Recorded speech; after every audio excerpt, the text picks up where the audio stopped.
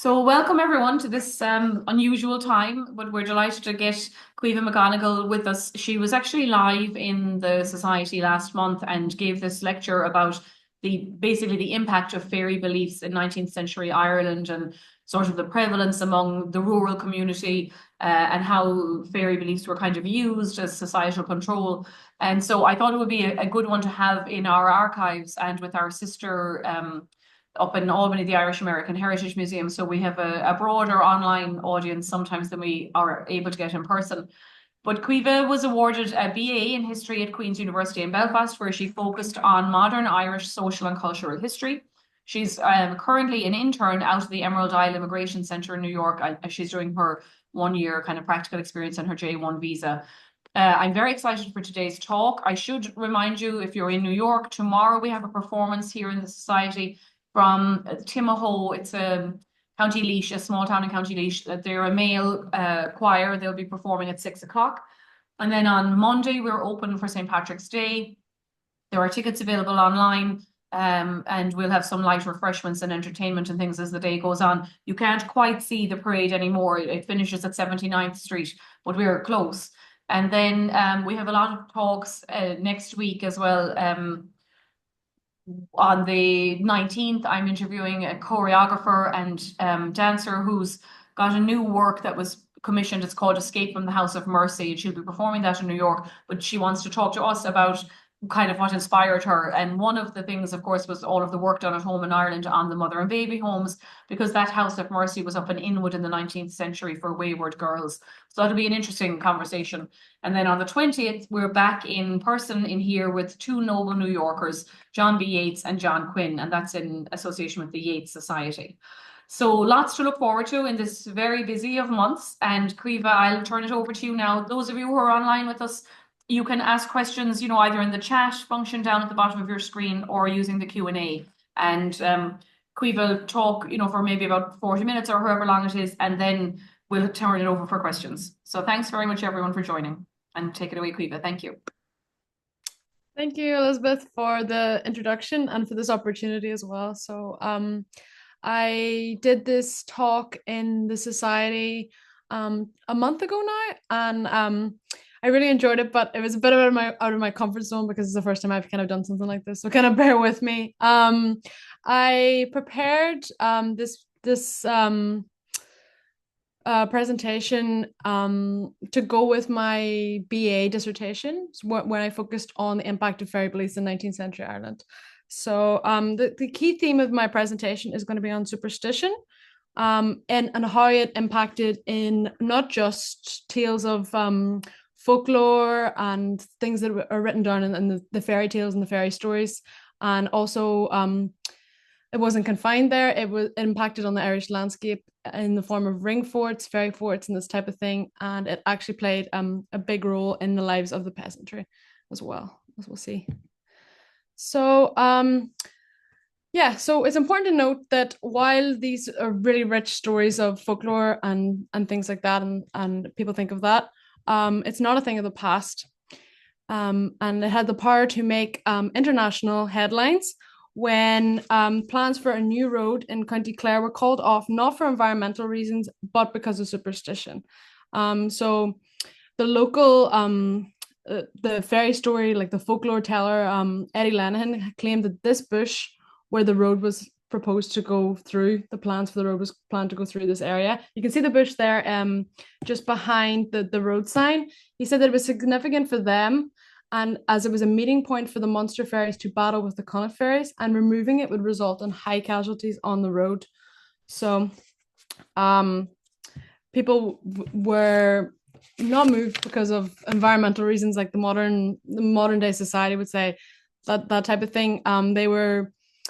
They decided that they couldn't do it because of the folklore traditions in the area. But this wasn't the first time that Irish superstition made the headline of the news. So it's important that we talk about the nature of the good people in Ireland. So these photos here, I don't know why this one hasn't loaded for some reason, but they're photos from the Cottingley fairies.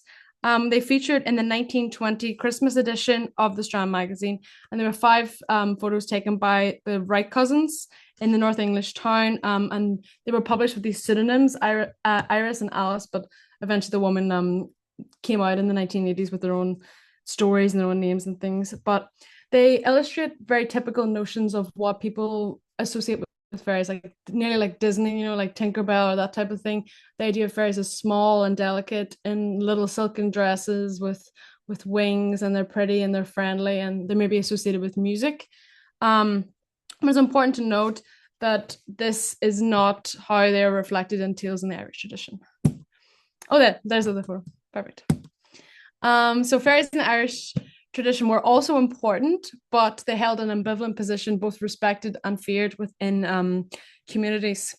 So they're both physically and morally ambivalent, and they are beyond the cost of society where they have this position. In Europe, gods and goddesses were set apart by their supernatural abilities from their mortal counterparts. But in the Irish tradition, the fairies are distinguished from their mortal counterparts for the opposite reason. So, like Kennedy said here in his collection, they are gluttonous, peevish, ungrateful, and spiteful, and are never found to develop into anything better than rickety children. And Lady Wilde wrote in her collection that the origin of the fairies, where they were supposed to have once been angels in heaven who were cast out by divine command as a punishment for their inordinate pride. And Yeats similarly talked about how their personalities are not just the thing that makes them capricious or kind of morally questionable. They can change their size and their shape to suit them as they please. So perfect. So fairy forts are physical remnants of superstition, and again, supposed in 1991 that there were between 30,000 and 40,000 of them scattered across the island of Ireland. So they're not an uncommon feature in the Irish countryside, where they've even been said by Stout to be such a common and simple monument, and one so familiar to Irish field workers that a definition seems almost unnecessary. So it's just they are evidence of generations upon generations of folkloric belief and of Ireland's rich cultural and historic past. And and you don't have to go very far to find them. When we were having my talk in the society, a lot of people came up with different stories of different fairy forts in their areas and this type of thing. So yeah. And the reason that they weren't built upon was because the fairies were supposed, as J.J. Doyle wrote here, they're supposed to live mainly in underground chambers, and that any meddling with these haunts, the fairies will resent, and their resentment may take a mischievous turn. So people were scared of interfering with these sites of where the fairies lived because of what would happen to them as a result. I think one of the things I found most interesting when I was researching my dissertation was using the National Folklore Collection's archives. So the school's collection was taken in the late 1930s, and essentially people who were collectors would go around, I believe, around 5,000 primary schools across the 26 counties, and they would basically go into the schools and they would ask the children to go home to their parents or grandparents, neighbors, other people in the community, and ask them to speak up to them about different fairy tale and traditions and superstitious kind of things remembered by the community. And then they would go into school and they would write down pages and pages of 5 pages. So I use them mainly as a source. So that's where I'm taking these sources from. But what I thought was interesting in the first quote here was the contrast of how lively these sites are in terms of like fairy dancing and fairy music, and the contrast of the lack of human activity. So it says there was a fairy fort in Buncrana, which was a round ring of stones, and the field was never worked. And in this district, the fairy forts are very sacred, but one fort is called Blast Hill, and at 12 o'clock every night the fort is lit up with lights, and some people can see fairies dancing and singing in it. So yeah. So now I'm going to talk about the different things that can happen to you if you are supposed to happen to you if you interfere with the fairy forts. So these also come from the folklore collection as well. Although the fairies love to sing and dance, they love nothing more but to be left alone. So this theme of misfortune is very common in the school's collection. So here, there's different things that can happen to you, but it is true that the ill luck which dogged the person who inadvertently built his house on a ferry pad is one of the many themes that crop up in the stories one hears throughout the country. So the different things that can happen to you range from loss of mobility, like a man who took cut down a ferry tree and then took a fierce pain in his knee and afterwards lost the power of it forever. Then we've got a man called Thomas Moorhead who got sick when he went to cut a ferry bush. He took one blow of the axe and his nose began to bleed and he had a pain in his head and he was confined to bed for 3 weeks. And there's also loss of senses, like this man who lost his sight when he was cutting down the bush, like a partition of it hit his eye and deprived him of the sight of his eye. But you could also die, which is the most extreme, obviously, result. Where someone has written here, it was about 20 years ago since a man wanted to level the ditch. All the people in his neighborhood told him not to, but he went ahead with the work. He leveled half the fence and down, and from that day, no grass has grown on it. He died a short time afterwards. Yeah. So the impact was not just on Ireland's physical landscape, and nor was the reporting of the County Clare motorway that never was the first time Irish superstition had captured the headlines of the international press. The London-based Daily News recorded in 1895 that the extraordinary circumstances surrounding the death of an unfortunate young woman named Cleary at Cloneen near Clonmel in County Tipperary has aroused popular indignation in the district to a fierce pitch. Sorry, so the violent murder saw the arrest of many different community members, including Bridget's own family, her husband, her father, 3 of her male cousins, her aunt, and then as well as that, 3 of the neighbors were arrested, as well as a local herb doctor who was felt to have played a role in encouraging the family to punish her and lead to her death, as they claimed that she was a changeling. She was a 26-year-old dressmaker, and this was her community being put on trial for her violent death. So I think it's important that we discuss what are changelings. Changelings pop up in lots of different cultures, as I've got them all listed here in Scandinavia and in northern France, mainly found in Europe, like Russia as well, but it can be found also in areas of Africa and into Asia.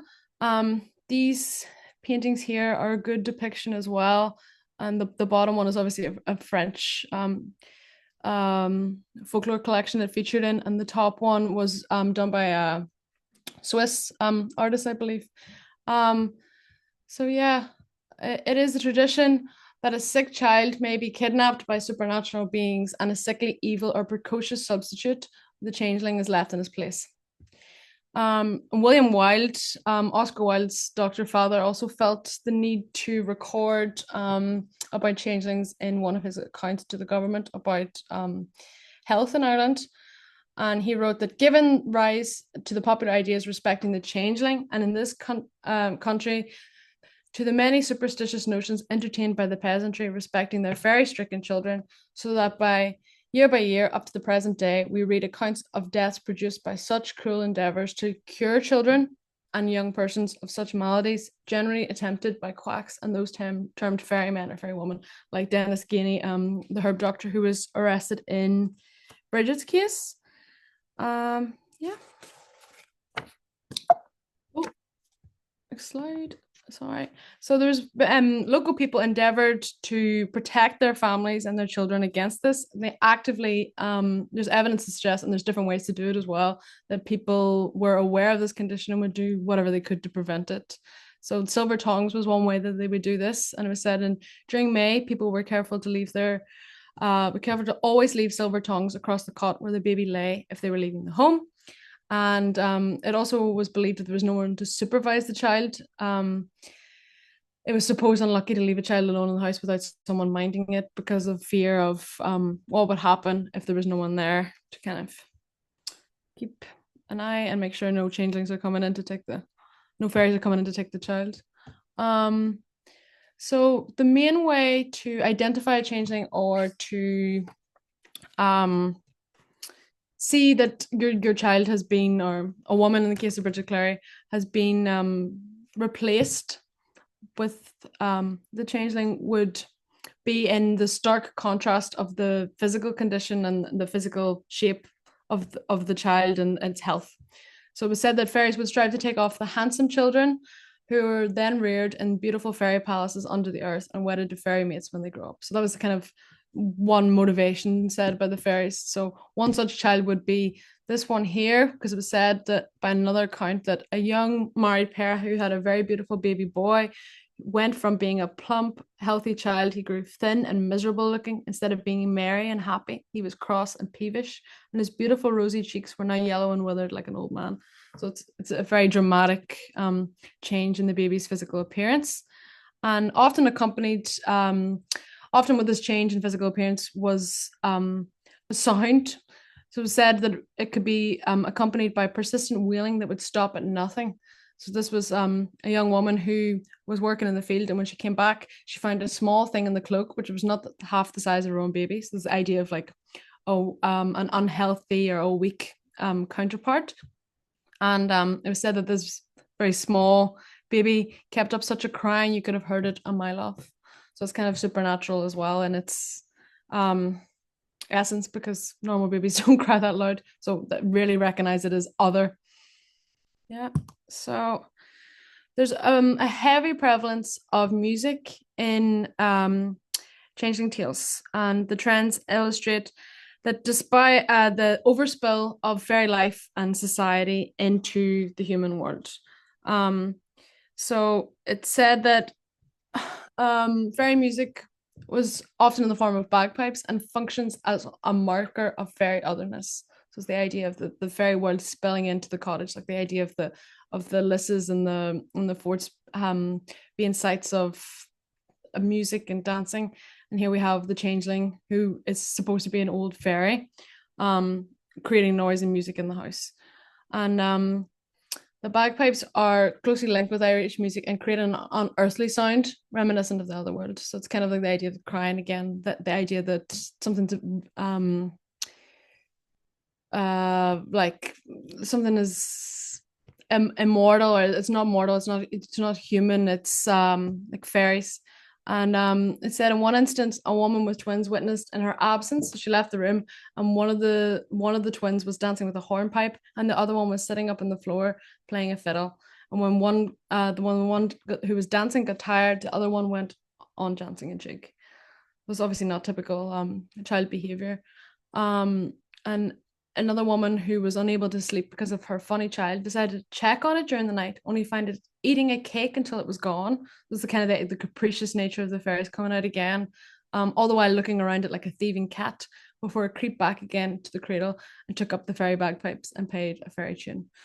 So it was often supposed in a lot of the accounts that I wrote that another motivation, not just wedding like a beautiful child and having to grow up with the fairies and stuff, that the changeling itself was an old fairy, which would describe its appearance, and that the old fairy was kind of coming out of the forts to kind of enjoy its entire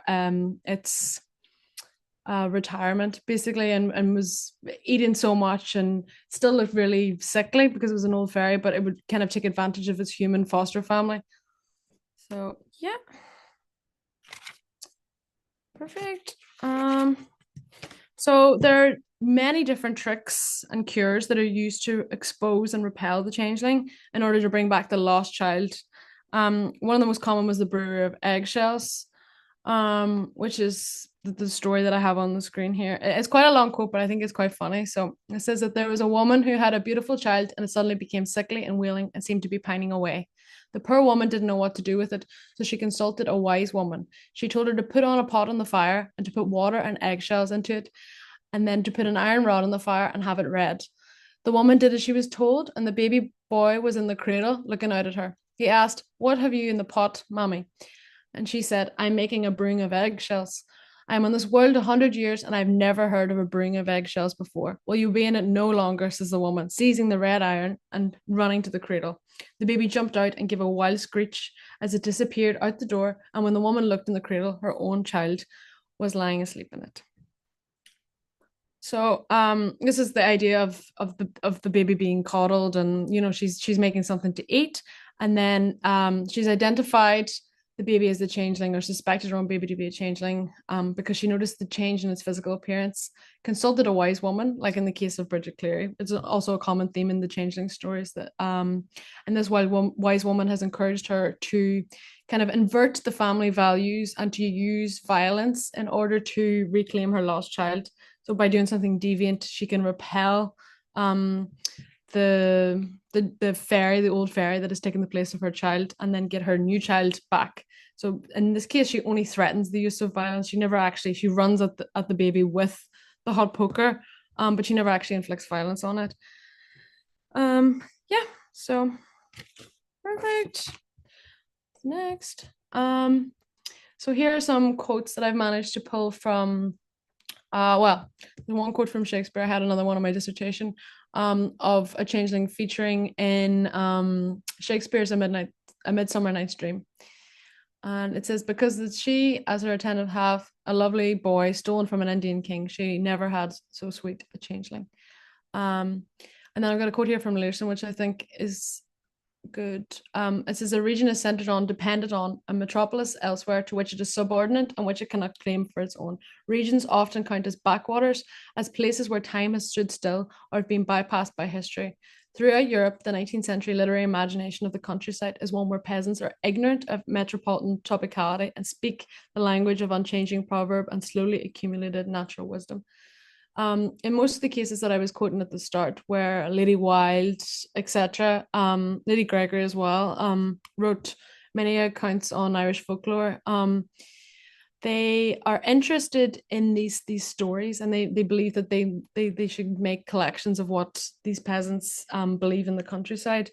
But at the same time, while they're glorifying the idea of Irish culture and the rich and beautiful countryside, usually of the West, they were not always supportive of these views, especially because, like Oscar Wilde's father, William Wilde, quoted earlier on, they could often lead to violence. And then these stories were not subjects of entertainment, but they spilled onto the pages of newspapers, where they became something that would shock and disgust the upper classes whenever they commented on these ideas of superstitious ideas the peasants had, and they looked down on them and they wondered how they could believe these things. But at the same time, they were kind of glorifying these stories and encouraging their collection as well. Yeah. So here I have changelings in the news, which is what I've just kind of came onto. So the in the towns, it's important to note that in Ireland, the levels of education, levels of literacy were rising rapidly. So these beliefs kind of stick out like a sore thumb as Irish people are kind of becoming more modern. So yeah, the press picked apart these beliefs of peasants because it was such a rapidly industrializing society. These beliefs were seen as beyond not even the margins of the town where things were more sophisticated, but beyond the margins of civilization where these people were living in the countryside. Ireland was in the grasp of social, economic, cultural, and technological advancement, and the prosperous middle class looked down on the uncivilized and superstitious people in the countrysides. So here we have one case where the Belfast Newsletter is reporting that Bridget Peters in Tipperary, who was a decent looking woman, was indicted for having caused the death of Marianne Kelly by administering large quantities of foxglove. And Marianne was a 6-year-old child who had been delicate almost from birth, being affected with a softening of the brain and partial paralysis. Although she was noted as being regularly attended by Dr. Powell, who was a medical gentleman of experience, her mother, in her desperation at a lack of improvement, elected the services of an unlicensed general practitioner. So here we can see legal and medical personnel commenting and interfering in a changeling case.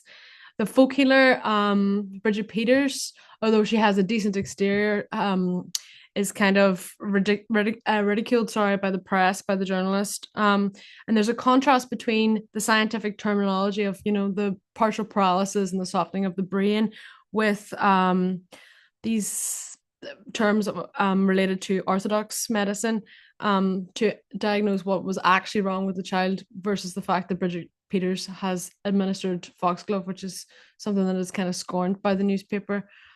So even though it's obvious to these commenters and to Dr. Powell, who has experience, as noted by the journalist, it's not obvious to Marianne and Bridget Peters, who's been brought on by the child's mother in order to explain what was wrong with her, whenever it was easy enough explained otherwise by orthodox medicine. So Bridget Peters is given the blame in this scenario because she has given the wrong diagnosis and given her a noxious faux cure that led to her death. She was found guilty. So yeah, the provision of modern healthcare came later to Ireland than elsewhere, and there was a rejection by the medical professionals who scorned this quackery, so these remains of an older Irish and superstitious tradition. And this term quackery covered a multitude of sins and malpractices associated with all ranks and sorts of medicine and beyond. So these changeling cases fall into this category. Of all superstitions, William Wilde records, the medical lingers longest, perhaps because of its incentive to its existence must remain, while disease, real or imaginary, continues to afflict mankind. I think this is an important quote as well, because even though it was obvious to the middle class who are commenting on Marianne's case, her mother is in a state of desperation whenever she's consistently had this doctor come out to see her daughter. But as she sees nothing improving in her daughter's condition, she turns to something else that she feels like could make a difference for her child, to cure her child, to heal her child. But it obviously, in this case, ends awfully, and Marianne was killed. For these people, the superstition provided, I can't even see with the thing, an explanation for what would otherwise have appeared as a meaningless pattern of good and bad fortune, while at the same time enabling people to feel that they exercise some control over that pattern. So that's what her mother is doing in order to try and make her own daughter better. The same sort of thing happened in Bridget Cleary's case, where she had been diagnosed with a slight bronchial cataract and unusual nervous excitement, but her husband and her father, with the encouragement of her father and her own brothers, turned to a local herb doctor for the cure instead, and he's the one that was arrested with the family. She was a fine girl attacked with influenza, but in the eyes of these superstitious neighbors, her illness prompted them to throw a noxious liquid over her, which was taken from and she was taken to the fire and literally roasted alive. The result was at the inquest, the names of the miscreants who took part in this shocking ordeal were taken, and it's hoped that all who took part in torturing Bridget Cleary will suffer exemplary punishment. So harsh words there, and they're using the contrast of how they're kind of the social betters and they make the laws, and they have education, to kind of look down on her family who might have believed what they were doing. And it's condescending and harsh language. Where the superstition of the those who are being prosecuted is contrasted with the medical knowledge and the control of the judicial system, which the bourgeois who were in charge were able to look down on the unsophisticated nature of those who committed the crimes. And this is a time as well when the clergy and the state were mobilizing together to interfere in people's lives on a level that had never happened before. We have another case of an Anastasia Rourke who burned 3-year-old delicate Philip Dillon with a hot shovel because she believed that he was an old man and he would run away, and that Mary Dillon's child would come back the next day. And she doesn't receive such a harsh sentence, I think, because she didn't kill the child, she burnt him. It's not good either. But it was said that she committed the crime through ignorance and superstition alone. So she was just given an extra week to the week that she'd already served, and in the hope that it would kind of set it an example. But she was seeking a cure for a child that she saw was abnormal, and she'd made her own diagnosis and then used one of the traditional superstitious remedies in order to bring back what she saw was the real Philip Dillon. Yeah, perfect. So, like I was saying there before, about modernity in Ireland, it was a time where the state was entering the lives of the peasantry, and the people in the cities alike, um, for the first time. So in the 18th century and the majority of the 19th century, the state um, exercised authority in not just the lives of orphans, but in the 1880s, they reached into the lives of the children who had families as well, because they saw the need to pass within 20 years 52 acts relating to child welfare. So they were aware of cases of neglect and maltreatment of children in the home. So it's also a time where there's very, very high levels of violence, familial violence as well. And these cases saw the family go on trial. So here we have newspapers looking at Bridget Cleary's family and her community and scorning the unenlightened state in which the peasantry of this country were still kept. They were so sunk in the depths of the grossest superstition, so devoid of all the commonest feelings of humanity as to have recourse to the practices which will appear in this investigation. The clergy monitored people's spiritual lives, the state regulated the private lives, and these features of modern Ireland were tools in the hands of the new educated middle class, and they wielded them in order to reform society as they saw fit into their new modern standards. And these superstitious practices were outside of civilized society. And yeah, so the different tools that they would use would be in education, as I said, literacy was advancing. In economic development, in the police force, in prisons, in public health. And they interviewed in such a strong level. It is scarcely conceivable in contemporary Britain. And again has observed that that this bourgeois world was consolidated in the closing decades of the 19th century, which is when all these child protection acts were passed, and in the early decades of the 20th century. And this modern age was something inherently destructive to traditions, and it changed people's lives and how they would behave inside their homes. Yeah, so changelings were often attacked by family members who were the ones responsible for identifying the fact that they were kind of abnormal, physically, or behaving in a way that was abnormal. And then they would be the ones who would maybe seek out a fairy doctor to seek a cure, or they would take things into their own hands and persecute the child as a fairy, and because they thought they would bring back their own healthy child. So it was a form of rejection by the family. And the idea of like violence in the domestic sphere is reflective in the changeling cases of wider society as a whole, where domestic violence was very prevalent. Is the second largest category investigated in courts, and family were involved in a quarter of all murders.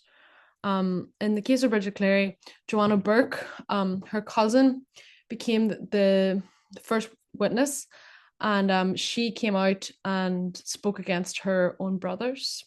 In the trial, she reports that when the door was opened, witness went in and saw Dunn and three of the Kennedys, who were brothers, holding Mrs. Cleary down on the bed by her hands while her husband was giving her herbs on a spoon with a saucepan. So she is coming out to kind of speak against her family. And it wasn't an easy thing for her to do, because she was essentially, she was arrested at the time as well, but she was given an option that the male members of her family weren't, which was to turn on her own family members and record what she had seen.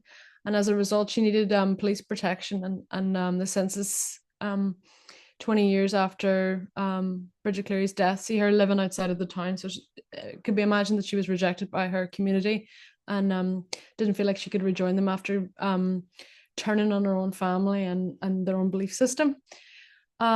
Similarly, family was involved in the case of John Mahoney. But in this scenario, his grandfather refused to turn on his son, who was John's father, saying that I did not see a single person injured, nor would I bear to see any Christian born injured. I did not see the child put on the shovel, nor would I let him. He did not appear at all frightened. So he refuses to speak, unlike Joanna, against his own family. But these cases were definitely those of the family were put on trial. Also, male violence was very common feature of life, and said that the prevalence of infanticide, abduction, domestic violence, sexual violence, divorce, bigamy, and desertion all attest to the abusive practices that marriage and family arrangements permitted in the 18th and 19th centuries. And in the case of changelings, the diagnosis was often for women in particular a result of family tensions, and it was a means to reassert patriarchal authority and allowed the victim to be treated as an aggressor. So in these scenarios, the people who are persecuted are people who are very frail or very weak, and by saying that's not really my son, that's not really my wife, they were inverting the family values and changing the power scale as well. They said, well, this is dangerous, and this is not actually my family member, this is a threat. And then that allowed them to use violence, or allowed them in their minds to use violence for the victim to be seen as the aggressor instead. The ideas of victim versus perpetrator were turned on its head, and these changelings' frail bodies became sites of violence. And their identification as other meant that violence was allowed on an unprecedented scale. And the idea of fathers as protectors and mothers as nurturers was completely turned on its head. So these so we have lots of reports of what the bodies of the changelings were like before and after violence were used. So, for example, we've got Felix Blakely, whose father was brought before the courts accused of strangling him, was analysed by the coroner as a case of huge violence. There was a large bruise between the eyes and one much larger on the right side of the throat. From these marks and from the apparent weak state of the child, I not only concluded that his death had been a violent one, but I was even led to form an option of which was the mode of death. It was strangulation by his father. John Mahoney was attacked by 4 men, and he was also in a really bad condition. And it was believed that the child would not live 3 minutes by one of the witnesses, as he was successively burnt and drowned under a water pump. And Bridget Cleary was the same. It was very gory and awful to think of. So we found the right hip and the thigh portion of the abdomen charred and burned, and the internal organs protruding through the burned apertures. So it's a very gruesome and very gory scene. Yeah. A lot of male violence here. We've got a small child who's attacked by 4 males. Bridget being attacked by lots of men in her family. And Felix Blakely, his father. So definitely the inversion of the man as the protector. But similarly, the mothers were put on trial as well. So we have Mary Kelly, who was called by the papers an inhuman mother. They questioned that during the cold of the night, the cries of the little sufferer were the most piteous. Who can wonder but a woman, and that woman, a mother, should not be softened by the distressing cries of the child of her bosom, who was an idiot and who had been born blind, and at those 6 years of age had never walked. So it gives you the idea of how frail her daughter was, Marianne was, and the idea that her crazy or her superstitious and her beliefs had led her to behave inhumanly towards her own child, who obviously by medical terms was identified as blind and etc., but she believed it was a changeling. There's also high levels of violence in the case of Patsy Doyle, who was probably born with an intellectual disability and epilepsy. His mother essentially rounded up all his siblings and encouraged them to participate in kicking and beating him to death when she identified him as not her real son, a devil, a bad fairy, and she said that she could have no luck while he was in the house. And then she carried him outside and threw him in the yard and got a hatchet and struck him 3 blows in the head. So very high levels of violence. And the mother is essentially being blamed in these scenarios for the failed rearing of the child as well. So the fact that Marianne had been 6 years old and had never walked, her mother's being punished, that her child is being put under such levels of violence, and the cure as well of the foxglove. She's been punished for her failure for the child to thrive, and the lack of thriving was the exact reason that it was identified as a changeling in the first place. Yeah, it was three of his sisters that were participated in his brutal death. It's a sad story.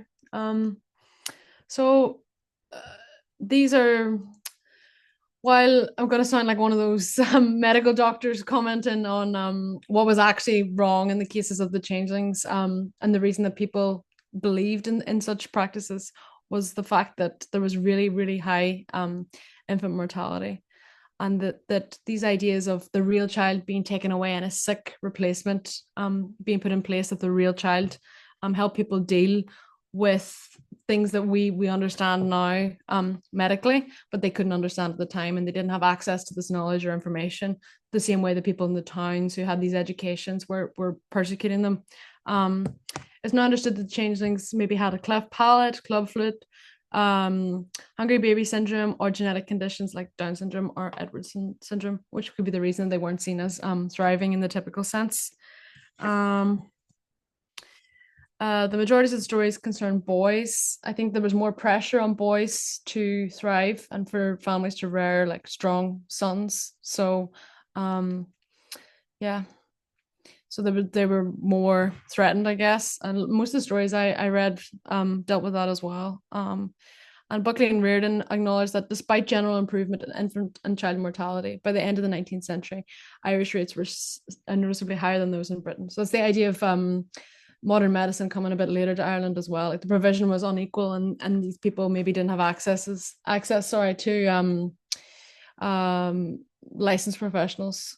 So these unorthodox trends, kept fairy doctors, etc., in positions of authority and respect in the community, and they were who people would see instead of licensed medical professionals, and this was the advice that they would receive. Yeah, so I have some citations just to finish it off, but yeah, that's me. Thank you very much for listening. I've enjoyed it. Great. Thank you so much, Kriva. Yeah, it's very difficult because I think, so many of us tend to maybe kind of scoff at, some of these fairy beliefs. And, I grew up in Kerry. There's a fairy fort at the end of our road. And we were always told, that you could go into it, but you couldn't pick anything or change anything, or, don't litter in there. But we also grew up in a town, where there were many fairy forts sort of, and farmers that had bad luck, for moving things. And so I will say we grew up with a healthy respect, maybe rather than fear, and of course, like I'm not that old, like it was relatively modern times where people might not have believed fully, in the fairies, but it was a hard one to get rid of, I think, in rural areas.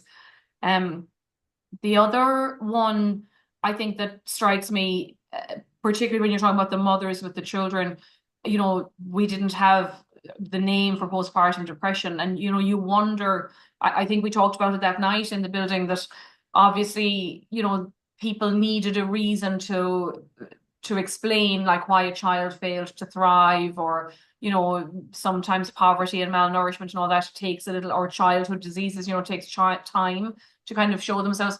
But the other thing, of course, is the mother, like may not have been fully healthy. And, this is a time sometimes women had a lot of children quite close together, there's often hunger and deprivation and things. And so, the kind of stress and the worry of being in a family. So, it's a pity, I think, when you look at these beliefs and these practices, like the Bridget Cleary one, I think is very, well, I think it's, a cut and dried case of kind of the husband, apparently their marriage wasn't that great, kind of anyway. She was quite independent because she had egg money and she was a seamstress. I think they hadn't lived together for all of their marriage. I don't know, and so that one seems, and like it seems to be opportunistic on his part, like that, I can say she's a changeling, but really I just want to kill my wife, So I think there's levels of tragedy within, using this culture. Like, yeah. Yeah, definitely. And there's a lot more to be said on the Bridget Cleary case as well. There's a whole Angela Burke wrote a monograph on Bridget Cleary, and that's where I kind of got most of my information from. But it's like Yeah. 300 pages long. Like you could talk about that all day, and it's so Yeah. much media coverage as well. A lot of reporting about it because the case is crazy. Like Yeah, and it was quite late in the 19th century, like whatever about sort of pre-famine beliefs or yeah, post-famine, but this is almost into the 20th, And he was released eventually from prison, wasn't he? And emigrated, was it to 12 Canada, I years, think? I think. Yeah, Yeah, yeah. didn't get long either. No, yeah, it is funny. And I mean, how that case is covered. There's a couple of books that came out recently about that. And I remember one of the books was saying, this idea that like Ireland was still being seen as backward and superstitious and, how Catholicism kind of led to all these crazy folk beliefs. So there's a lot going on like within all of these categories. I don't know if anybody has questions. Someone commented that they were very glad to see it because they missed it in person, so they were glad to catch it online. Um, So nice. when you were researching it, did you see the difference, Quiva, between like maybe was it in certain parts of the country where there was kind of almost a sort of a blanket, don't touch the fairies, let's just leave them alone, or were different types of beliefs happening in different areas? So were more areas more afraid of them, or is it a rural urban divide? How did you find what that looked like? Most of those cases are from like across the country. Like that Felix There. Blake one was Armagh. A lot of Tipperary cases Yeah, for I sure. noticed that. Yeah. Yeah, Yeah. a lot of Tipperary. I don't know what that, but like it could have been anywhere across the country. I think, Yeah. yeah, most of the time it was just the way I picked it up was the newspapers reporting on it. But a lot of them were Tipperary newspapers. Uh, Yeah. but uneven spread of the ferry forts as well across the country. An uneven spread, is that what you said? Yeah, like it's just all over the place, I guess. Yeah. Okay. Yeah, Maybe yeah. some regions more than less. Like I'm I'm from County Derry, and while there is ferry forts and that sort of thing, there's more. My boyfriend's from Tyrone, and he's talked about a lot being in Tyrone and that type of thing as well. So yeah. Well, we just got a question, and excuse me. I don't know if you can answer it. Is there a difference between an earthen rath and a stone fort, like stake fort? Oh, sorry. Or are they considered, in this sense, the same? I think the figure is for everything that 30,000 to 40,000 across Ireland is for like every sort of wrath like these. Yeah, I think they are kind of treated the same. It can take lots of different forms as well. So yeah.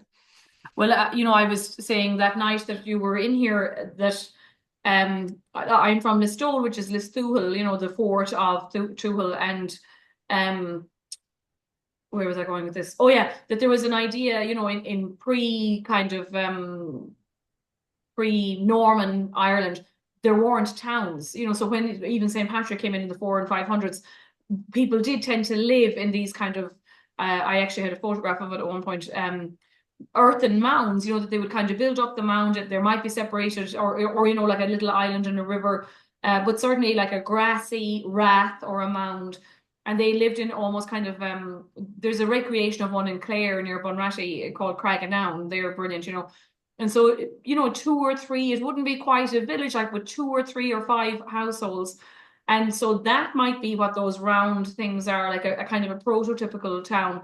And the other thing, I was talking to a scholar at home in Ireland who does a lot of work on basically like the unhallowed church grounds.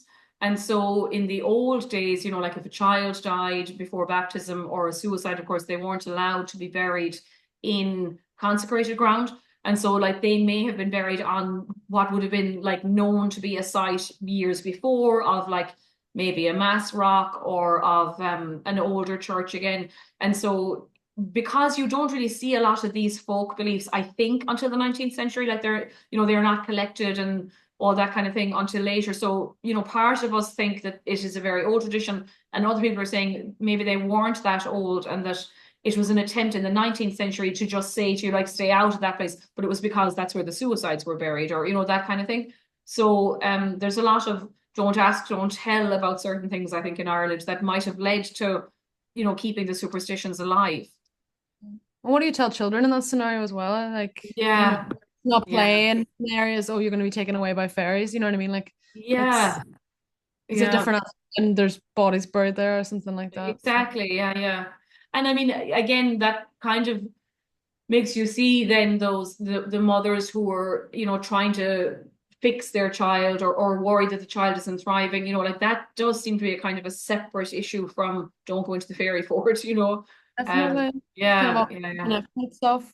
Yeah, Yeah, the yeah. mother definitely an interesting I figure. know, yeah, when you think about, especially like, we're talking about during the penal laws, I mean, the Catholic emancipation happened in the 1830s, but, Ireland wasn't a very well catechized country until after the Great Hunger with the Devotional Revolution. And so there's kind of Yeah, this weird pagan and Christianity, sort of yeah, vaguely remembered Christianity happening. But I think, I mean, look at how we treated women. Those first Magdalene homes were founded in, I think, the 1830s, like by Protestants, even before the Catholic Church took them over later on. And so, women had a weird place in Irish life, and particularly if you were acting outside of the kind of narrow bonds of what your role was supposed to allow you. So women having, children out of wedlock, or yeah, being held responsible for a sickly child, and I know, like, I read that book years ago. I used to teach it, Things Fall Apart. It's an IBO book. They didn't like twins, and so if a woman had twins, like, they would be left out in the jungle to die overnight, kind of thing. So wow, there's just all cultures of different, theories about what they see as anomalies, I suppose. yeah. So I, if there aren't any other questions, um, we'll leave it there. But thank you, Kiva. I think it's such an interesting, as I say, topic, because some of them seem to be fun, and of course, we've Walt Disney to thank for Darby O'Gill and the Little People, and like everyone in the diaspora have such stories about their grandmothers telling them about the banshee, or May Eve is a big one at home in Kerry, where people worry about um push-oaks or superstitions, that somebody could curse your house, like on May Eve. And that's all to do with those quarterly calendars like Samhain, and Imbolc and Bealtaine. So as I say, we're in tomorrow with the choir from Laois. They'll be good crack, I think. And then Monday we've got our St. Patrick's Day and a couple of online talks coming up, as well as in person. So we look forward to seeing you either here or in person. And thank you, Kiva. That was great. And thanks everyone for joining us. thank Talk to you you. soon. Have a great St. Patrick's weekend. Take care.